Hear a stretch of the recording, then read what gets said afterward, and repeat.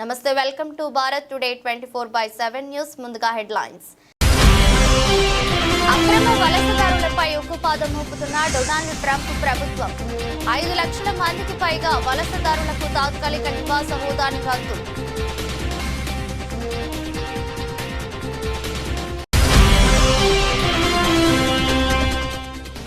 దేశ రాజకీయాల్లో గ్రోక్ ప్రకంపనలు ప్రధాని మోదీకి ఇతర అధికార పక్ష కీలక నాయకులకు కొత్త తలనొప్పులు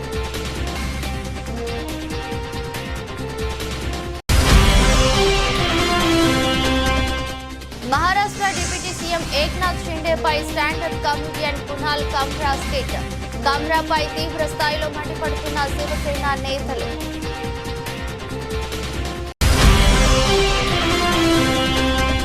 కెనడాలో మధ్యంతర ఎన్నికలకు నూతన ప్రధాని మార్క్ కార్నీ పిలుపు వచ్చే నెల 28న మొత్తం 343 పార్లమెంట్ స్థానాలకు ఎన్నికలు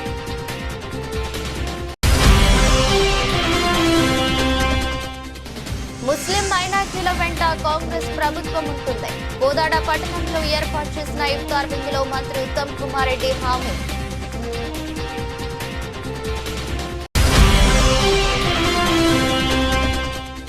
నీ ప్రేమలో ఉంటే గాల్లో తేలినట్లుంటాయి ట్రంప్ మాజీ కోడలితో టైగర్ వుడ్స్ డేటింగ్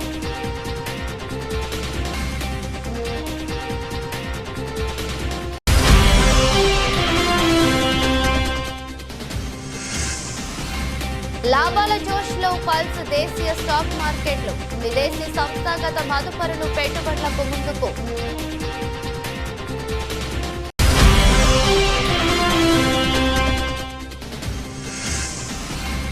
రియాకు మీడియా క్షమాపణలు చెప్పాలి రియా మిర్జా డిమాండ్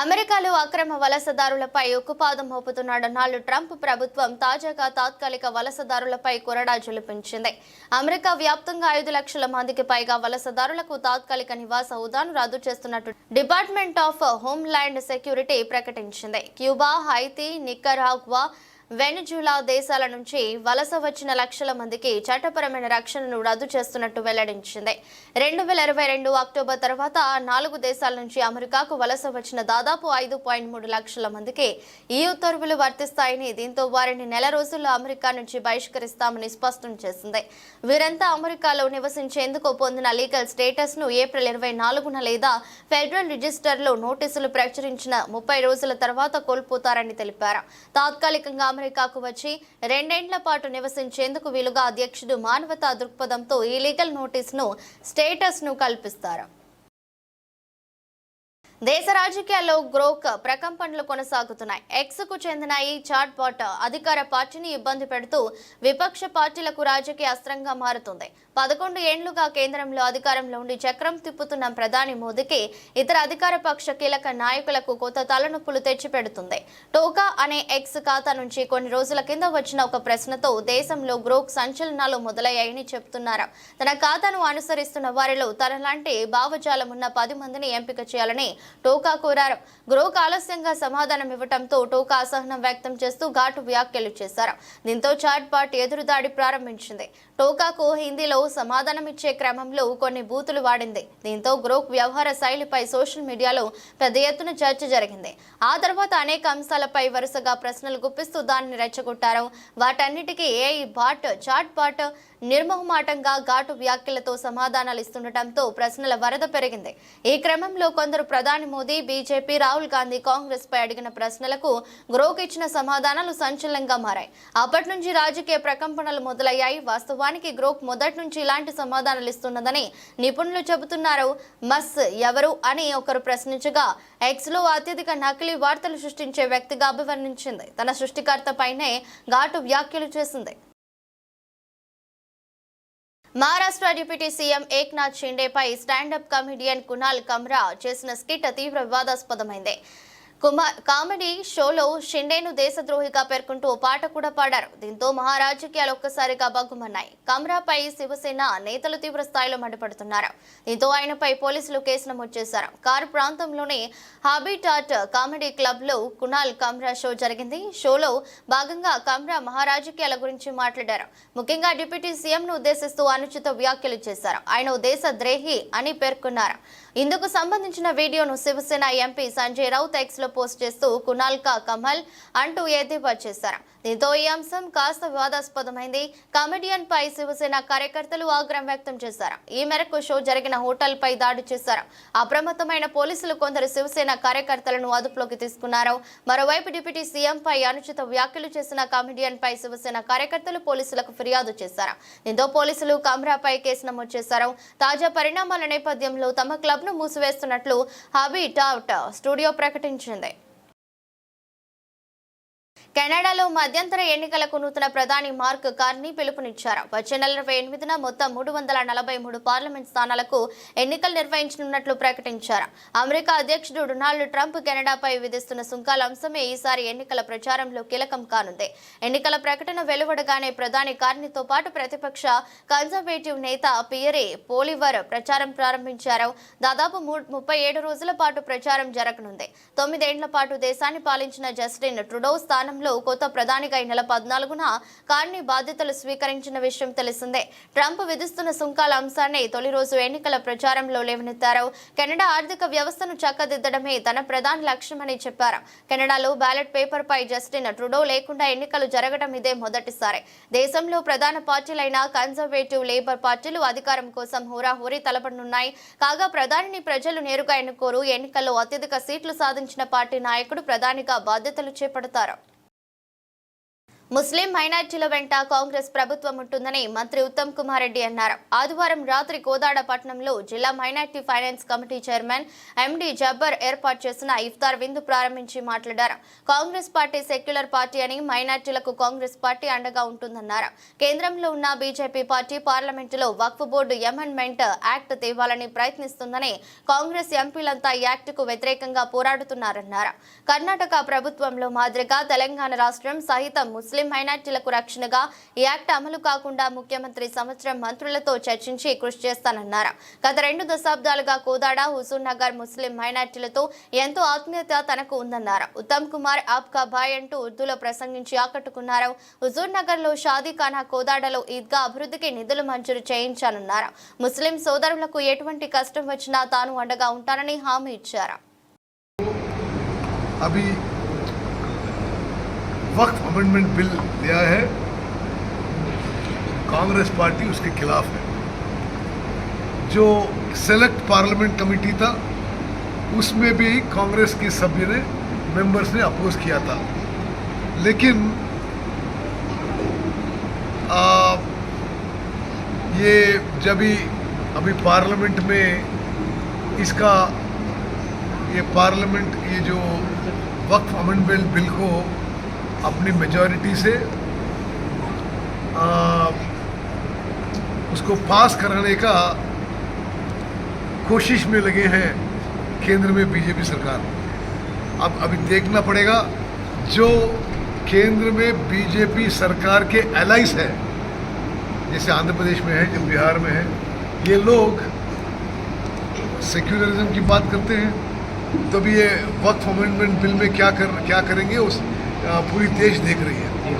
सच बोलूं मैं, हमारी तरफ से ये हमारी मोहम्मद साहब और मुफ्ती साहब ने मेरे पुराने दोस्त हैं. मैं यहाँ 30 साल से हूँ, हारा हूँ, जीता हूँ, MLA हूँ, MP हूँ, मंत्री हूँ, कुछ राष्ट्र कांग्रेस अध्यक्ष हूँ, कुछ भी नहीं हूँ कभी कभी. फिर भी इन लोगों का मेरे साथ उनकी प्रेम जो है, उनके अभिमान जो है हमारे साथ रही है. मैं बहुत उनकी शुक्रगुजार हूँ. और उन्होंने जो रिक्वेस्ट किया है मुझे कि जैसे कर्नाटका की गवर्नमेंट ने किया है, अगर केंद्र में ये वक्फ अमेंडमेंट बिल पास करके एक्ट भी कर दे तो कर्नाटका सरकार తమ సమస్యలు పరిష్కరించాలని డిమాండ్ చేస్తూ ఆశా కార్యకర్తలు హైదరాబాద్లోని అసెంబ్లీ ముట్టడికి బయలుదేరారు.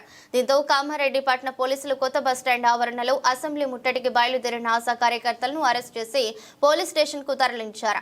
ఈ సందర్భంగా ఆశా కార్యకర్తలు ప్రభుత్వానికి వ్యతిరేకంగా నినాదాలు చేశారు. అనంతరం ఆశా కార్యకర్తలు మాట్లాడుతూ ఆశా కార్యకర్తలను పర్మనెంట్ చేయాలని డిమాండ్ చేశారు. అలాగే నెలకు వేతనం 18,000 రూపాయలు ఇవ్వాలన్నారు. గతంలో కాంగ్రెస్ ప్రభుత్వం అధికారంలోకి రాకముందు ఆశా కార్యకర్తలను ఆదుకుంటామని మాట ఇచ్చి ప్రస్తుతం ఎలాంటి చర్యలు తీసుకోవడం లేదని పేర్కొన్నారు. వెంటనే ప్రభుత్వం స్పందించి ఆశా కార్యకర్తల సమస్యలను పరిష్కరించాలని డిమాండ్ చేశారు. కార్యక్రమంలో ఆశా కార్యకర్తలు పాల్గొన్నారు. కోసం చేస్తున్నాము అని అంటే మాకు ఫిక్స్డ్ వేతనం 18,000 ఫిక్స్డ్ వేతనం కావాలి. మాకు పనికి తగ్గ పారితోషికం మాకు వద్దు, ఫిక్స్డ్ వేతనం కావాలి. మాకు కాంగ్రెస్ ప్రభుత్వం అయితే కాంగ్రెస్ ప్రభుత్వం వచ్చేటప్పుడు మాకు చెప్పిండు ఖచ్చితంగా మీకు 18,000 చేస్తాము, ఫిక్స్డ్ చేస్తాము అని చెప్పిండు. మేము చేసే పని ఎంతో ఉంది, కానీ మాకు చేసిన పని పారితోషికానికంటే ఎక్కువ మాకు వర్క్ ఎక్కువ అవుతుంది మాకు. కాబట్టి మాకు 18,000 ఫిక్స్డ్ వేతనం కావాలి. మాకు రిటైర్మెంట్ బెనిఫిట్స్ అనేది మాకు ఏదీ లేదు. రిటర్న్ బెనిఫిట్స్ అనేది కావాలి. మాకు 50 లక్షల ఇన్సూరెన్స్ కావాలి. చనిపోయినప్పుడు వేరే వాళ్ళకి అసొంటివి డబ్బులు ఇస్తుంది, కనీసం మాకు మట్టి ఖర్చులు 50,000 కావాలని మా డిమాండ్స్. ఇది జాబ్ షాట్ కావాలి. ఎన్నో పనులు చెప్తుంది, ఆ పనులు కాకుండా మాకు ఈ పని అనేది మాకు జాబ్ షాట్ ఇస్తే ఆ పని ప్రకారంగా మేము చేస్తాము. పనికి తగ్గ పారితోషికమే అంటుంది అప్పటి నుంచి ఇప్పటిదాకా. పనికి తగ్గ పారితోషికం వద్దు మాకు.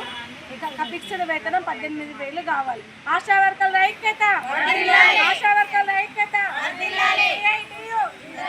గత వైకాపా ప్రభుత్వ పాలనలో శ్రీ జగన్మోహన్ రెడ్డి ముఖ్యమంత్రిగా ఉన్న 5 సంవత్సరాలలో రాష్ట్రంలో విద్యా వ్యవస్థను నాశనం చేశారు. విద్యార్థుల పట్ల నిర్లక్ష్యం వహించి సకాలంలో ఫీజు రియంబర్స్మెంట్ కు నిధులు విడుదల చేయకుండా విద్యార్థులను తీవ్ర ఇబ్బందులకు గురి చేశారు. ఫీజు రియంబర్స్మెంట్ కు నిధులను ఇవ్వకపోవడంతో కళాశాలల యాజమాన్యం విద్యార్థులకు సర్టిఫికేట్లు ఇవ్వకుండా, హాల్ టికెట్లు ఇవ్వకుండా తీవ్ర ఇబ్బందులకు గురి చేశారు. విశ్వవిద్యాలయాల వైస్ ఛాన్సలర్ల ఎంపికలో కూడా రాజకీయాలకు ఆస్కారం లేకుండా నిపుణులను ఆయా రంగాలలో నిష్ణాతులైన వ్యక్తుల్ని వైస్ ఛాన్సలర్లుగా నియమించడానికి చర్యలు తీసుకున్నారు. వైకాపా పాలనలో విశ్వవిద్యాలయాలను రాజకీయ పునరావాస కేంద్రాలుగా మార్చి తమ ఇష్టానుసారంగా తమకు కావాల్సిన వారిని వైస్ ఛాన్సలర్లుగా నియమించి వారిచే రాజకీయ కార్యక్రమాలు కూడా చేయించారు. కూటమి ప్రభుత్వ పాలనలో అలాంటి విధి విధానాలు స్వస్తి పలకడం జరిగింది. విద్యార్థులంతా కూడా వాస్తవాలను గ్రహించి కూటమి ప్రభుత్వానికి సహకరించవలసిందిగా కోరుతున్నారు. ఫీజు రియంబర్స్మెంట్ కానీ చేసిన ఖర్చు ఎంత అంటే 6,430 కోట్ల రూపాయలు. టీడీపీ ప్రభుత్వ పాలనలో 10,136 కోట్ల రూపాయలు ఖర్చు చేస్తే, అదే జగన్మోహన్ రెడ్డి గారి ప్రభుత్వం అధికారంలో ఉన్నప్పుడు 6,430 కోట్ల రూపాయలు మాత్రమే ఖర్చు చేయడం జరిగింది.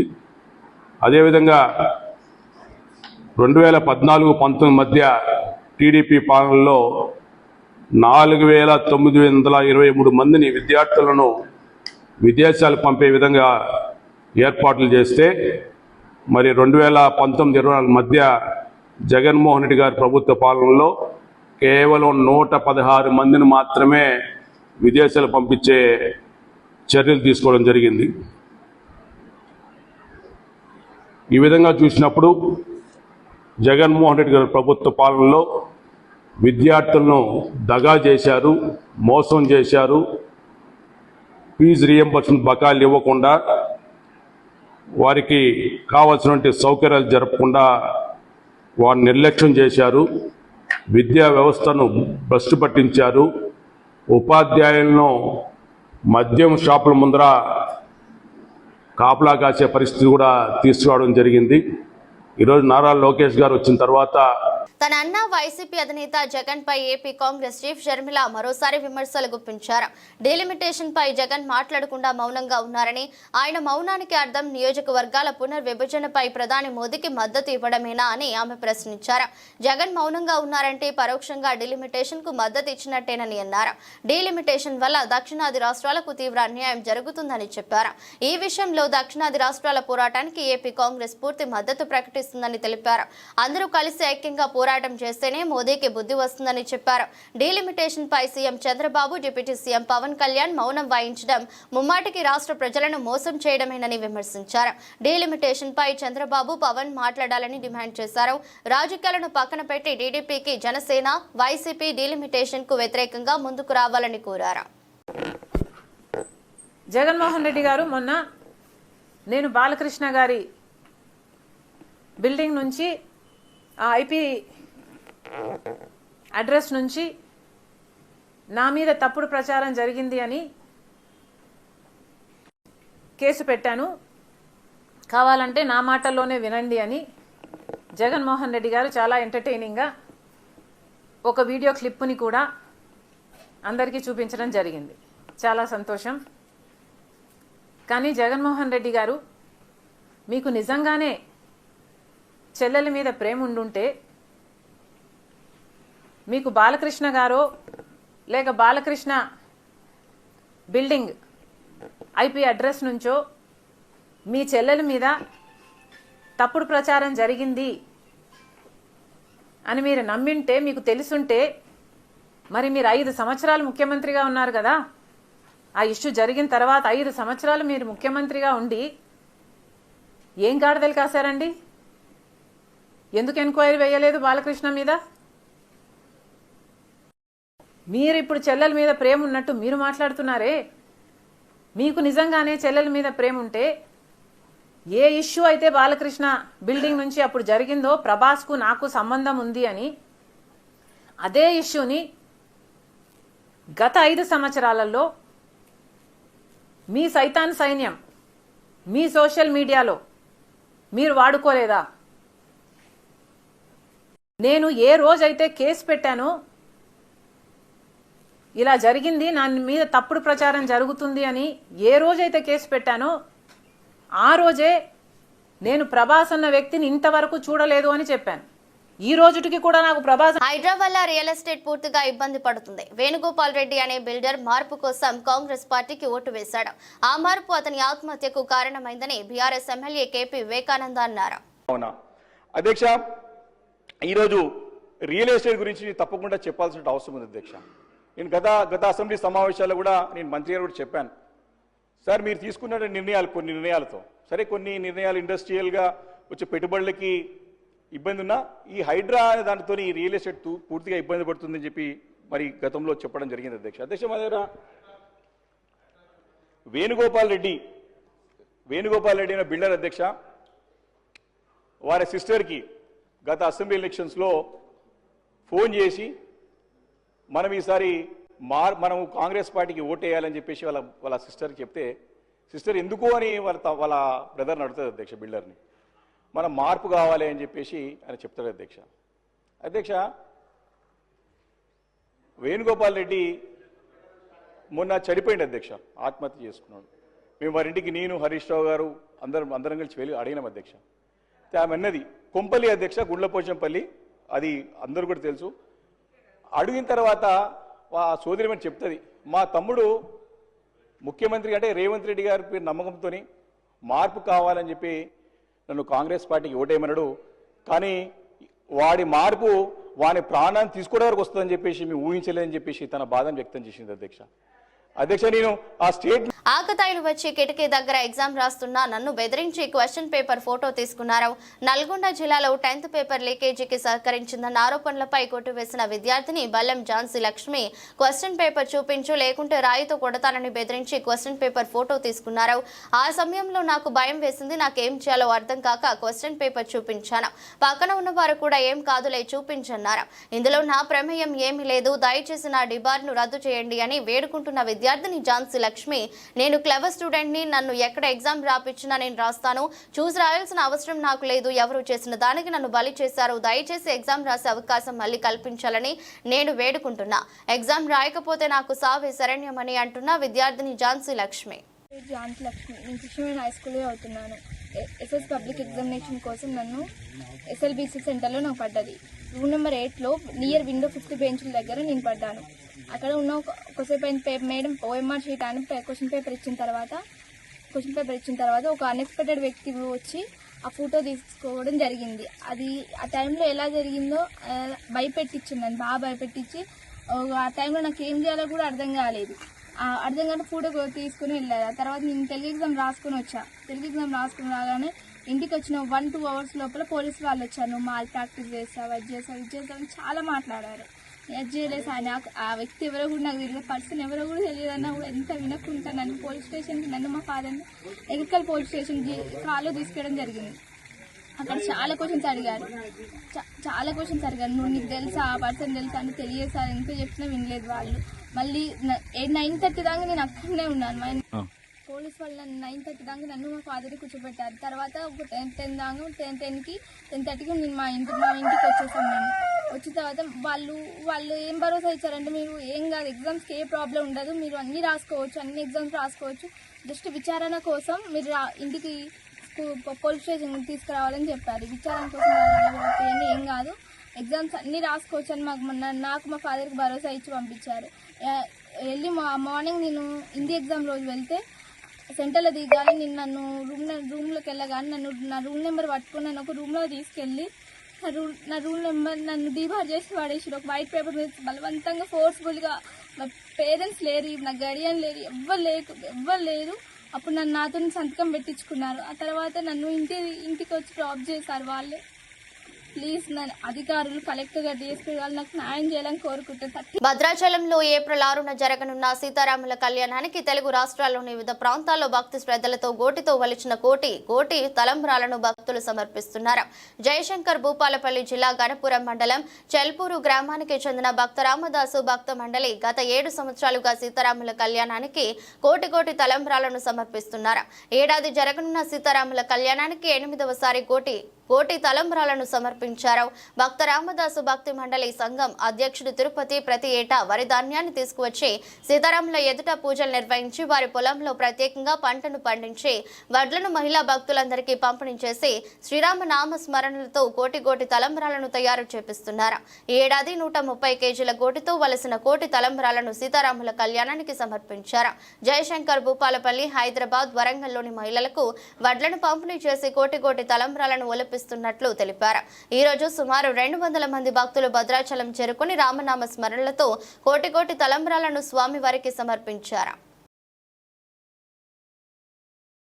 కావలి ఎమ్మెల్యే దగ్గుమాటి వెంకట కృష్ణారెడ్డి ఇఫ్తార్ విందులో పాల్గొన్నారు. కావలి పట్టణంలోని జెండా చెట్టు సెంటర్ వద్ద గల మసీదులో జరిగిన ఇఫ్తార్ విందు కార్యక్రమంలో ఆయన పాల్గొని స్వయంగా వడ్డించారు. ముందుగా మసీదులో నిర్వహించిన ప్రత్యేక ప్రార్థనల్లో ఆయన పాల్గొన్నారు. అల్లా ఆశీస్సులు ప్రజలందరికీ ఉండాలని కోరుకున్నారు. ఈ నెల 28వ తేదీ ఎమ్మెల్యే ఆధ్వర్యంలో ఆయన నివాసం వద్ద నిర్వహించే ఇఫ్తార్ విందు కార్యక్రమంలో నియోజకవర్గంలోని ముస్లింలందరూ పాల్గొనాలని పిలుపునిచ్చారు. ముస్లిం సోదరులు ఏర్పాటు చేసిన చలివేంద్రంను ఆయన రిబ్బన్ కట్ చేసి ప్రారంభించారు. కార్యక్రమంలో కావలిపట్న టీడీపీ అధ్యక్షులు గుత్తికొండ కిషోర్ బాబు, ప్రధాన కార్యదర్శి జ్యోతి బాబురావు, కండ్లగుంట మధుబాబు నాయుడు, ముస్లిం సోదరులు, స్థానిక టీడీపీ నాయకులు, కార్యకర్తలు పాల్గొన్నారు. కావలి నియోజకవర్గంలో ఉన్నటువంటి మన సోదరులందరూ కూడా ఈ పవిత్ర మాసంలో ఉపవాసాలు నిర్వహించి అల్లా ఎడల ఎనలేని భక్తి శ్రద్ధలను పవిత్రతను కాపాడుతున్న ప్రతి ముస్లిం సోదరులకి నా శుభాకాంక్షలు, అభినందనలు తెలియజేస్తూ ఈ 30 రోజుల పాటు మీరు నిర్వహించేటువంటి ఈ ఉపవాసంలో కావలి నియోజకవర్గ ప్రథమ పౌరుడిగా నా ఆత్మ బంధువులైనటువంటి ముస్లిం సోదరులందరినీ కూడా ఆదరించాలి, గౌరవించాలి, ఆహ్వానించాలి, వారి అందరితో కలిసి ఒకసారి ఇఫ్తార్ చేయాలనేటువంటి ఆలోచనతో ఈ రోజున కావలి నియోజకవర్గంలో ప్రతి మసీదు కూడా లేఖలు పంపడం జరుగుతుంది. తప్పకుండా దీన్నే ఆహ్వానంగా భరించి అల్లా ఎడల భక్తి శ్రద్ధలతో మీ సోదరుడిగా నేను ఉన్న విషయం మీ అందరికీ కూడా తెలుసు. తప్పకుండా ఈ నెల 28వ తేదీన మా ఇంటి యందు మీరందరూ వచ్చి ప్రార్థనలు చేసి విందు ఆరగించి ఇఫ్తార్ని సక్సెస్ చేయవలసిందిగా ముస్లిం సోదరులందరినీ కూడా ఈ సందర్భంగా ఆహ్వానిస్తున్నా. ఇది కావలి నియోజకవర్గానికి ఒక సాంప్రదాయానికి ప్రతీకగా ముస్లిం సోదరులందరినీ గౌరవించుకోవడం నా బాధ్యత. మీ అందరూ భక్తి శ్రద్ధలతో ఉన్నప్పుడు మీకు అన్ని సౌకర్యాలు చూపించడం నా కర్తవ్యం. అందులో భాగంగా మీరందరూ ఈ పవిత్రమైన మాసములతో మీరు మా ఇంటికి వచ్చి మా ఇంటిని పునీతం చేసి పవిత్రమైన మీ మనసుతో మమ్మల్ని ఆశీర్వదించండి చెప్పి సందర్భంగా ముస్లిం సోదరులందరినీ కూడా ఆహ్వానిస్తూ తప్పకుండా ప్రతి ఒక్కరూ ఇఫ్తార్ విందుకి మా ఇంటికి విచ్చేయవలసిందిగా ప్రతి ఒక్క దేశీయ స్టాక్ మార్కెట్లు లాభాల జోష్లో ఉన్నాయి. విదేశీ సంస్థాగత మదుపరులు పెట్టుబడులకు ముందుకు రావటం కలిసొచ్చింది. నిజానికి అమెరికా అధ్యక్షుడు డొనాల్డ్ ట్రంప్ సుంకాల హెచ్చరికలు మార్కెట్ సెంటిమెంట్ ను బాగానే దెబ్బతీశాయి. అయితే ఈ ప్రభావం నుంచి తేరుకున్న ఇన్వెస్టర్లు గత వారం కొనుగోళ్లకు మద్దతు ఇచ్చారు. దీంతో అంతకుముందు వారం ముగింపుతో చూస్తే బాంబే స్టాక్ ఎక్స్చేంజ్ ప్రధాన సూచీ సెన్సెక్స్ 3,76.60 పాయింట్లు ఎగబాకి 76,905.51 వద్ద నిలిచింది. నేషనల్ స్టాక్ ఎక్స్చేంజ్ సూచీ నిఫ్టీ 953.20 పాయింట్లు ఎగిసి 23,350.40 దగ్గర ముగిసింది. అయితే గత వారం వరుస లాభాల్లో ఉండటంతో ఈ వారం మదుపరులు లాభాల స్వీకరణకు దిగే వీలుందన్న అంచనాలు గట్టిగా వస్తున్నాయి. కానీ డాలర్తో పోలిస్తే రూపాయి మారకం విలువ స్థిరంగా బలపడుతుండటంతో మార్కెట్లు పరుగులు పెట్టించవచ్చని కూడా పలువురు అభిప్రాయపడుతున్నారు. కాగా అమ్మకాల ఒత్తిడి కనిపిస్తే నిఫ్టీకి 22,900 పాయింట్ల స్థాయి కీలకమైనదనుకోవచ్చు. దీనికి దిగువన ముగిస్తే 22,700 పాయింట్ల స్థాయిని మద్దతుగా చెప్పుకోవచ్చని అత్యధిక నిపుణుల మాట. అయితే సూచీలు పరుగులు అందుకుంటే ఈ వారం నిఫ్టీ 23,600 నుండి 23,900 స్థాయికి వెళ్లవచ్చని కూడా చెప్తున్నారు. Golf super star tiger Woods shocking విషయాన్ని వెల్లడించారు. అమెరికా అధ్యక్షుడు డొనాల్డ్ ట్రంప్ మాజీ కోడలు వెనీసా ట్రంప్తో తాను రిలేషన్లో ఉన్నట్లు ప్రకటించారు. ఈ మేరకు సోషల్ మీడియాలో ఓ పోస్ట్ పెట్టారు. నీ ప్రేమలో ఉంటే గాల్లో తేలినట్లుంది అంటూ రాసుకొచ్చారు. ఈ పోస్టుకు వెనీసాతో సన్నిహితంగా ఉన్న ఫోటోలను షేర్ చేశారు. ప్రస్తుతం ఈ పోస్ట్ నెట్టింటా తెగ వైరల్ అవుతుంది.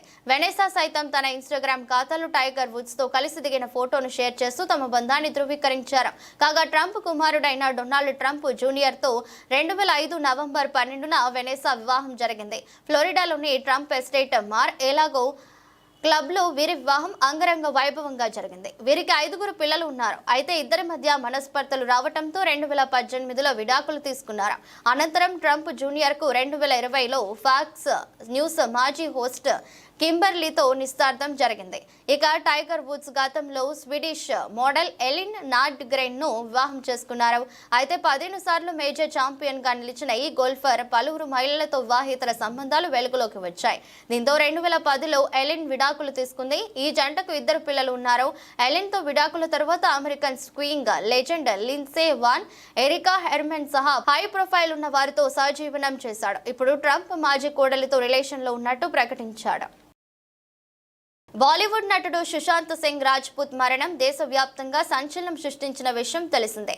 ఈ కేసులో బాలీవుడ్ నటి రియా చక్రవర్తి తీవ్ర ఆరోపణలు ఎదుర్కొన్నారు. సుశాంత్ మరణం వెనుక రియా, ఆమె కుటుంబ సభ్యుల పాత్ర ఉందని మీడియాలో సైతం వరుస కథనాలు వచ్చాయి. అయితే తాజాగా ఈ కేసులో రియా ప్రమేయం లేదని సిబిఐ తేల్చింది. ఈ మేరకు రియా చక్రవర్తి ఆమె కుటుంబానికి క్లీన్ చిట్ ఇచ్చింది. తీర్పు అనంతరం రియా చక్రవర్తికి సోషల్ మీడియాలో మద్దతు లభిస్తుంది.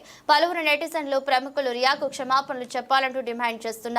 ఈ క్రమంలో నటి దియా మిర్జా సైతం మీడియాపై తీవ్ర స్థాయిలో ఆగ్రహం వ్యక్తం చేశారు. సుశాంత్ సింగ్ అనుమానాస్పద మరణంపై అప్పట్లో రియా చక్రవర్తిని దోషిగా చూసే ప్రయత్నం జరిగిందన్నారు. రియా, ఆమె కుటుంబ సభ్యుల పాత్ర ఉందనే కోణంలో మీడియా సైతం వరుస కథనాలు ప్రచురించిందని మండిపడ్డారు. ఈ ప్రచారంలో రియా కుటుంబం అవమానాల పాలైందన్నారు. అయితే రాజ్పుత్ మరణం వెనుకలంటూ కుట్ర లేదని సిబిఐ తేల్చిందని గుర్తు చేశారు. అప్పట్లో ఆమెను నిందితురాలిగా చూపించే ప్రయత్నం చేసినందుకు రియా, ఆమె కుటుంబానికి మీడియా క్షమాపణలు చెప్పాలని దియా మిర్జా డిమాండ్ చేశారు. ఈ మేరకు సోషల్ మీడియా వేదికగా పోస్టు పెట్టారు. మీడియా కథనాలే కాక కొన్ని రాజకీయ ప్రయోజనాలు కూడా రియాను బలికొన్నాయని విమర్శించారు. వార్తలు ముగించే ముందు మరోసారి హెడ్లైన్స్. అక్రమ వలసదారులపై ఉక్కుపాదం మోపుతున్న డొనాల్డ్ ట్రంప్ ప్రభుత్వం. 5 లక్షల మందికి పైగా వలసదారులకు తాత్కాలిక నివాస హోదాను రద్దు.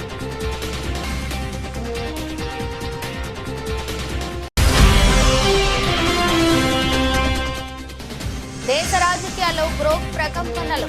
ప్రధాని మోదీకి ఇతర అధికార పక్ష కీలక నాయకులకు కొత్త తలనొప్పులు.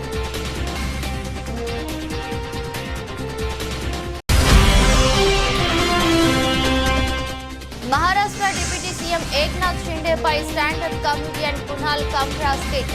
కమ్రాపై తీవ్ర స్థాయిలో మండిపడుతున్న శివసేన నేతలు.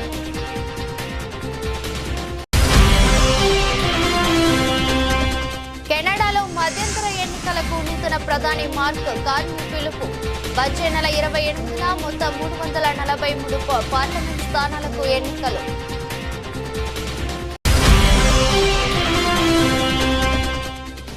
ముస్లిం మైనార్టీల వెంట కాంగ్రెస్ ప్రభుత్వం ఉంటుంది. కోదాడ పట్టణంలో ఏర్పాటు చేసిన ఇఫ్తార్ విందులో మంత్రి ఉత్తమ్ కుమార్ రెడ్డి హామీ.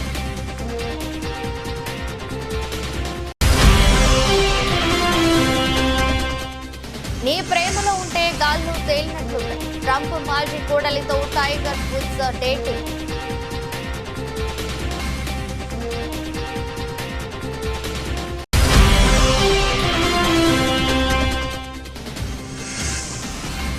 లాభాల జోష్లో పల్స్ దేశీయ స్టాక్ మార్కెట్లు. విదేశీ సంస్థాగత మదుపరులు పెట్టుబడులకు ముందుకు.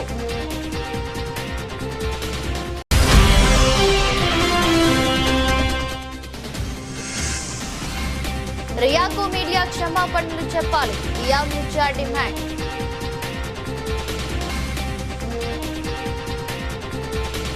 ఇది బులెటిన్. మరో బులెటిన్లో మళ్ళీ కలుద్దాం. అంతవరకు సెలవు. నమస్కారం.